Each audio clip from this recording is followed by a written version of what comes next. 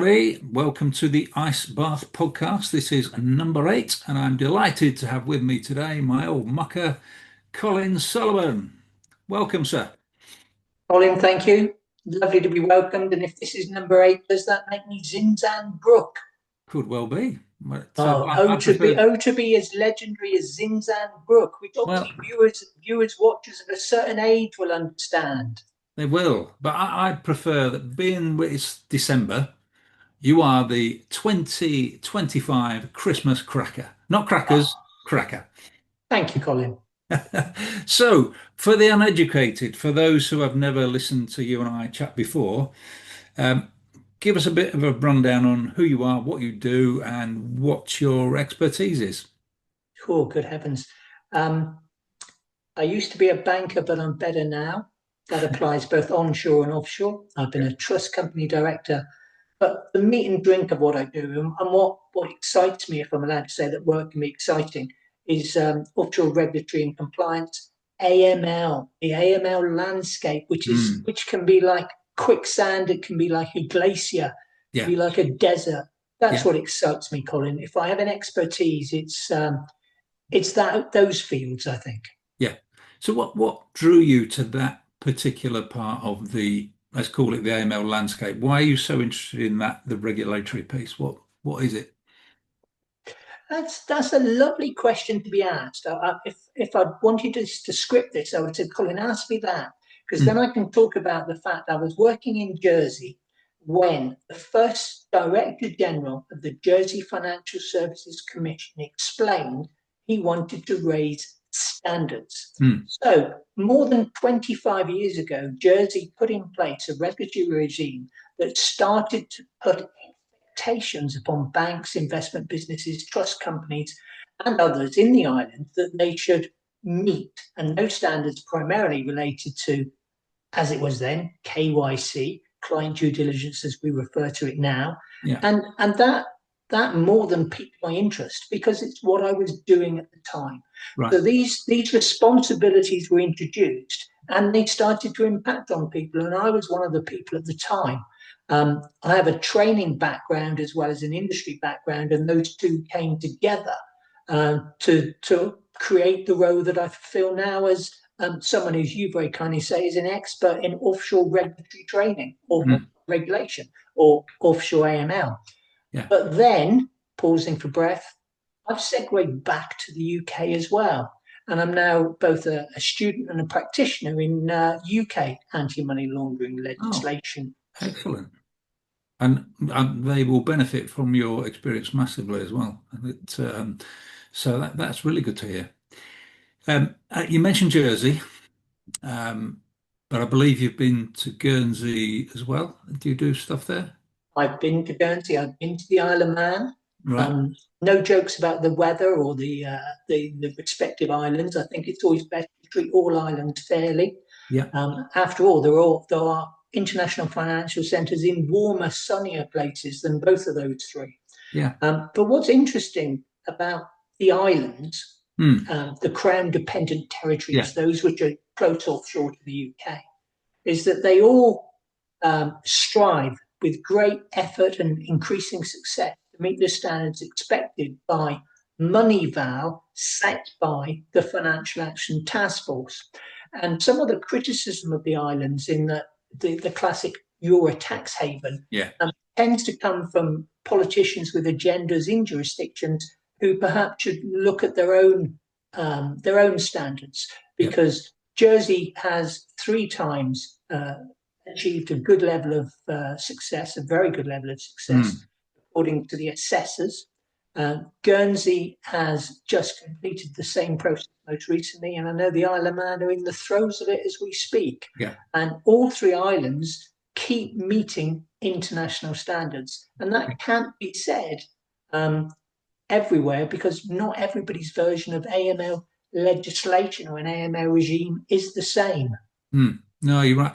I mean, some people get really sensitive about the term offshore jurisdictions. I got slated on LinkedIn by one particular guy, and I'm not going to name him, about using the term offshore jurisdiction and in relation to a high risk client. And he said it was a lazy use of the terminology. And I thought, I'm just not getting into this. It's a term that people know. And I do feel there's a bit about perceptions. You're quite right.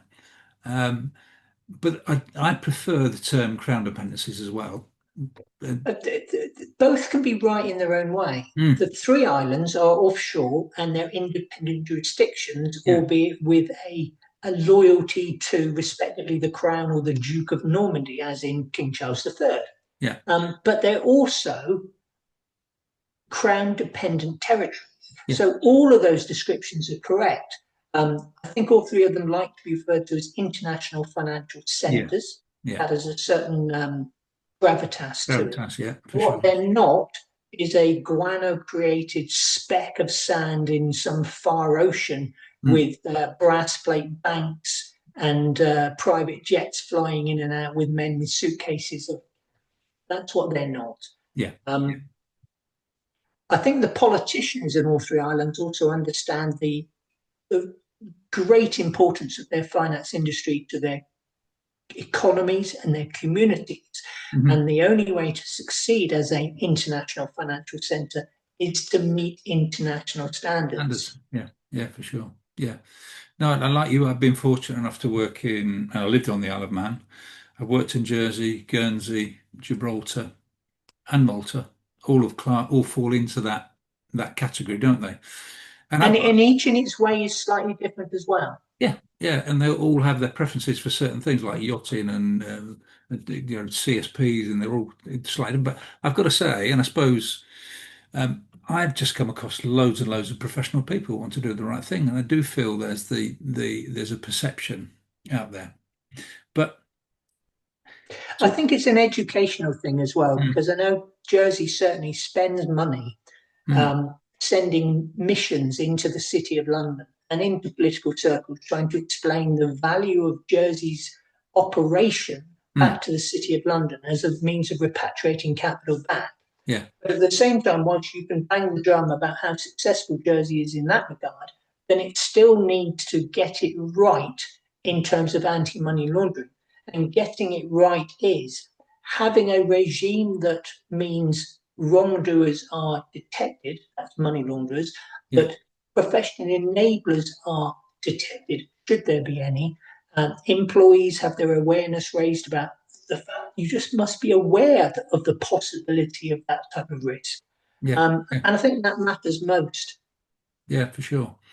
So we exchanged a couple of messages about the where we're going to go today, about the content, and we sort of decided to come up with the AML regulatory landscape.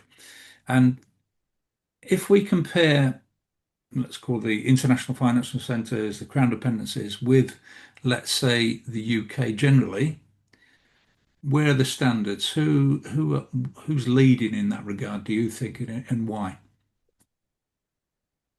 I think that's your second perfect, slowly delivered full toss for me to knock out the park, Colin, if we stick with an Ashes analogy for a moment, Yeah, sad though that might be.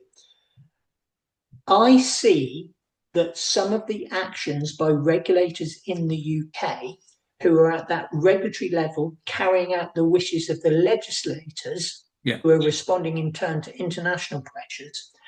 Those actions, for example, the Solicitors Regulatory Authority fining of firms for non compliance with legislation, yeah, notwithstanding there's been no actual money laundering, yeah, I think that was happening in Jersey more than 2 decades ago.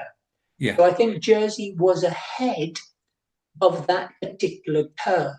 yeah, And there's a great deal of unease, certainly within law firms in the UK, that we're being punished for not having the right systems, albeit we haven't had a failure. And I think there's an educational thing which says, well, the regulator can either offer you a carrot or it can offer you a stick, and it can also outreach and trying to explain. yeah, So from my professional life, I can think of individuals who were, how can I put this, removed from practicing in the industry in Jersey 20 years ago. yeah, And there are now people, and some of them are solicitors, some of them are accountants, some of them are tax avoidance promoters yeah, who are similarly feeling the pressure that they're not meeting the standards that the regulator or the court of public opinion is trying to impose on them. Mm. And this is touching on solicitors, it's touching on art dealers, it's touching on traders in gold and other minerals, in jewels. I Yeah, mean, it's the direction of travel, Colin. yeah, completely. And I suppose coming with my background um, in Do policing. people watching this know your background, Colin? Yeah, well, they should do, but I will recap just in case they've never come across me before. So I'm a former senior police officer and I retired in 2008, and ever since I've been involved in due diligence investigations and training for the most part, but also other risk-related stuff like cybersecurity and AML training.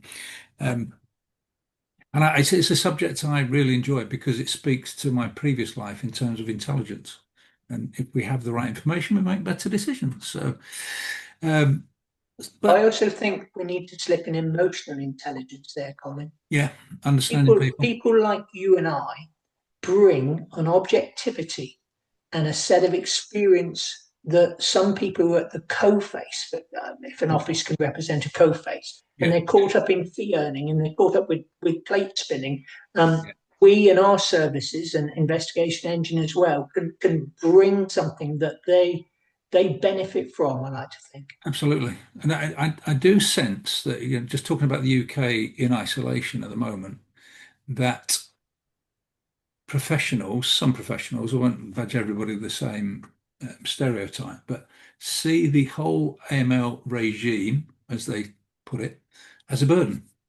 Mm. But I personally see it, given my background, as a means of fighting financial crime and criminals because they commit crime to make money.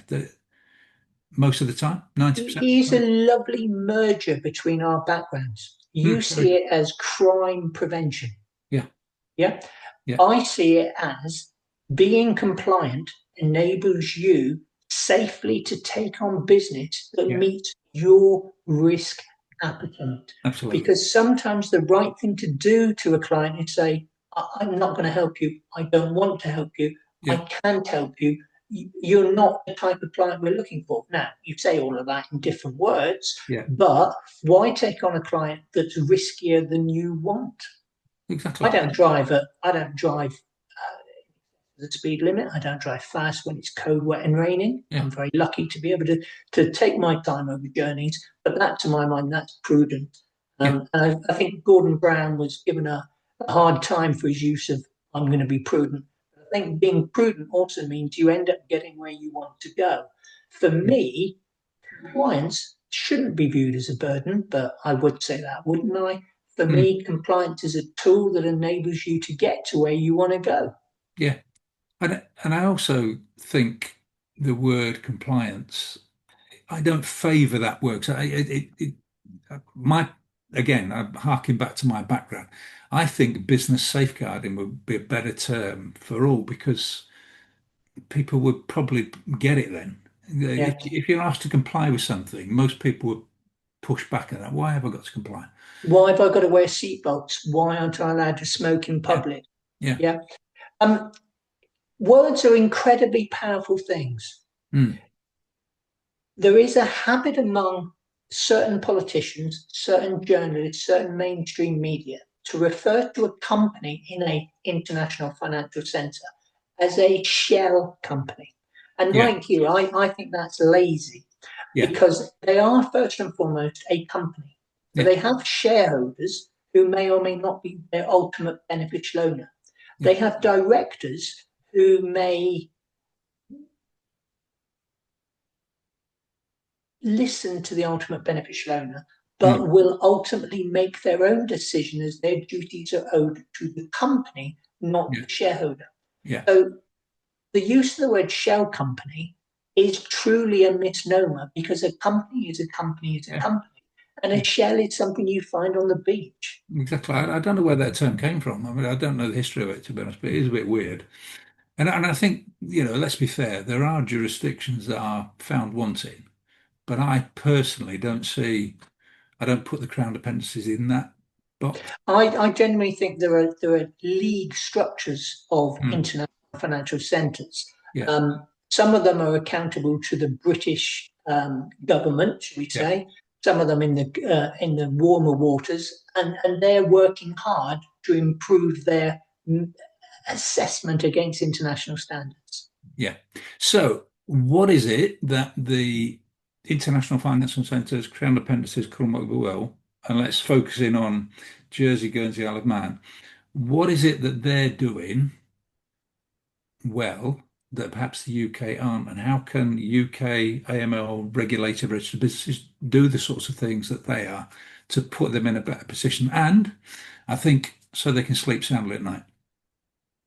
That's not such a good question for me, Colin. I think Jersey, Guernsey, and Isle of Man are ahead of the curve. Mm, I also think they have it relatively easy in that they are smaller jurisdictions with right. a smaller pool of professionals who are Mm, all in one place. yeah. So, if, for example, the regulator in Jersey wants to outreach, it can get 100 to 200 members of the industry in a room all at once and convey that message. Yeah. Um, it employs a professional communications team who can do that. There are professional bodies on the island, STEP, the Jersey Association of Trust Companies, the accountants, the Jersey Law Society, all of whom are enthusiastic that their members comply with the legislation, with the anti-money laundering regime. Yeah. In the UK, you might have a concentration in London, but you've got solicitors and accountants spread throughout all of the UK. You've had a more piecemeal historic approach to regulators. Mm, I go back to understanding what the world looked like pre Big Bang, yeah. not the American sitcom, but pre Big Bang, the way Yeah. in which stocks and shares were traded. Yeah. And I think that there's a dichotomy between the UK government saying constantly, we're going to cut back on red tape, we're going to reduce regulation, we're going to empower business to be entrepreneurial, and then at the same time, um, resourcing and equipping and motivating a regulator to get to grips with where things are falling short. And at the moment, I think there's a certain length of time and certain pain to go through Mm, until the UK settles, perhaps for a decade, not until a decade, but perhaps for a decade. Once it's settled, it will operate for a decade because that's with a regime whereby the regulator has powers, the regulator has resources, the regulator outreach, the regulator punishes where appropriate, and it occasionally may have to make an example of someone. Now, that's not about malice, but mm, that's about drawing attention to things.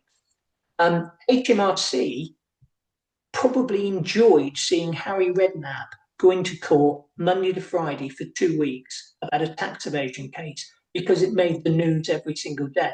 So mm, the viewers of news every single day knew that HMRC was interested in people conducting tax evasion. yeah. HMRC is interested in people's side hustles. If Yeah. your side hustle earns you more than £1,000 a year, if it Yeah. does, complete a tax return Yeah. in addition to perhaps your employed role where your PAYE is dealt with. There is there's a point of difference between the Crown dependent territories in the UK. That's actually a bit Brexit related, if I can swear on this Yeah. podcast. Yeah. Yeah. You can. Um, the EU takes the view when it comes to public registers of the Mm, owners of offshore entities that citizens have rights, and those rights include the right to privacy. And I yeah. think this stems because the EU is a body of member states where there are um, constitutions, where there are um, human rights legislation. So, as a resident in France, I've got certain rights. Yeah. They come with responsibilities. In the UK, it's this common law jurisdiction where legislators pass laws and courts interpret them, so you get precedent and all sorts.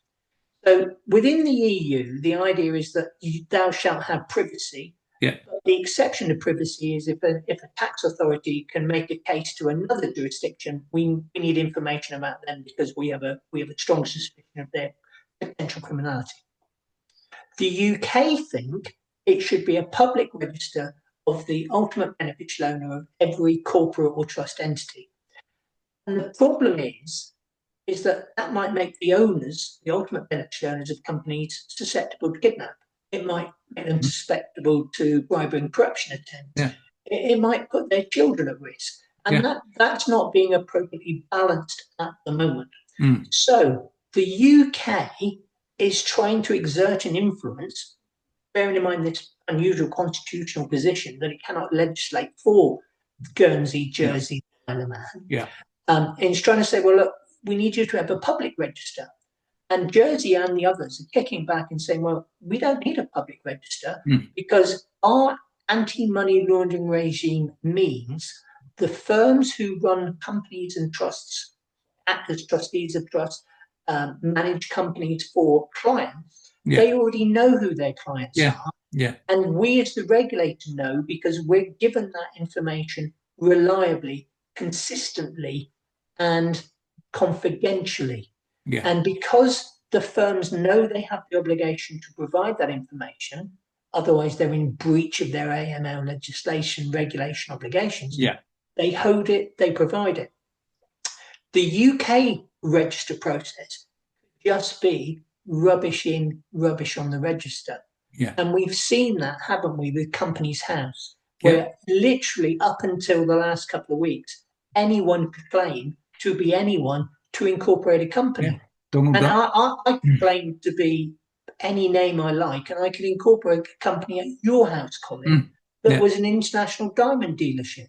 Exactly. Yeah. I mean, I was training a few weeks ago on the Isle of Man, actually, and there was Matt the Knife on the UK Companies House in Wandsworth Prison. That was the address. You know he's back. Oh, go on. He's back, isn't he? Matt the Knife is back. Right. And then Donald Duck, that's another one.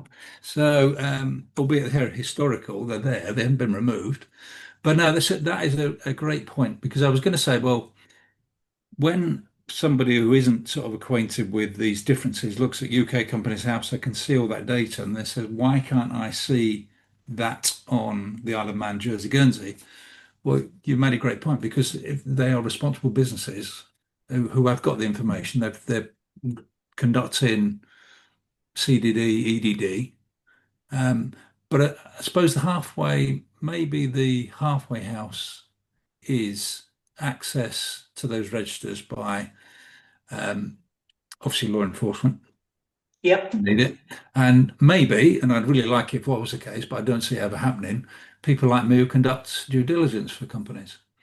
The interesting thing is it's not for the journalist at The Guardian or The Mirror to contact the Jersey Registry, maintained by a division or department within the regulator. It's for other jurisdictions equivalent to contact. The National Crime Agency would make contact via the States of Jersey Police and access it in that way. Or, and I might have been incorrect then, and forgive me, because if I'm wrong, I say I'm wrong, it might be they approach by the States of Jersey's government's Attorney General, which is the equivalent of the Crown Prosecution Service. Or it might be by the Jersey Tax Authority, which is the equivalent of HMRC. So that availability of information works. It just doesn't need to be that you and I, as citizens, can find it on a website. And there's an early token about this, which is the UK introduced a register whereby if I was an offshore entity or individual and I owned 27 Acacia Avenue or 1 Buckingham Palace Way, that my details should be on that register. But there is no checking of the quality of what's been going on that register.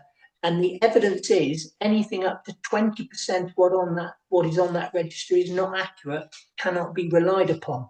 And at the moment, there's nobody going out and policing that and improving it, because that's a resource issue in the UK. It's an interesting one to watch. I mean, I've sort of watched it as you have. I'm sure it'll develop over a while, but it's that one that's going to rumble on forever. I don't see it changing, to be honest, very much. I see it changing because everything changes. It's just not necessarily going to change as much as someone like you or much as someone like me might want it to, or as quickly as we might want. Mm. I'm with you, Colin. I think we all have a part to play in detecting criminality Yeah, and ideally persuading criminals not to be criminals. yeah, But I also have this belief that if firms embrace compliance and see it as a virtue, see it as a benefit, then everybody wins. yeah, absolutely. I mean, I've seen people post up on the likes of LinkedIn, like I work in compliance. I'm not the police. I'm not an investigator. Yeah, but you live in society and you want your society to be a safer place. You don't want drugs and guns and everything else and terrorism on your streets. So do your bit. It's not very much. And let's, You and I both have grandchildren. yeah, We yeah, don't want people selling them drugs at the no, school. yeah. And they're the people that would be complaining. But no, well, we're fast approaching our sort of end time. But I was going to Are ask, you telling me Christmas is coming, Colin? well, it's not far away. I don't know what Santa's going to be bringing me, but it won't be access to the beneficial ownership register in Jersey occurs, you know that much. Um, Viewers, however, should appreciate that in this podcast, there are two different individuals who both have a skill set mm, um, to obtain that information in entirely appropriate ways yeah, to yeah, enable the person who's trying to make a decision as to do I want to become engaged, act yeah, for, take on as a client this person, yeah, we can help. yeah, exactly that. And Yeah. In yeah, a completely non-competitive, collaborative manner. yeah, and in an ethical way as well, Absolutely. very Thank you for professional. that. So the one I'm going to ask you one thing before we close. That I regularly speak to small businesses here in the UK at the moment who are struggling with their AML compliance, and they think that getting a picture of somebody's passport is that's it. And I know I've actually been told this. I pay £6 for a system. It validates passport. That's my CDD. Give me three things, if I was setting up as a small accountant, for example, three things I should be doing to make sure I am compliant and keeping my business safe and keeping the criminals out. Hmm. Ask your potential client how their business makes money, Mm, then look at the accounts and see that the two are consistent.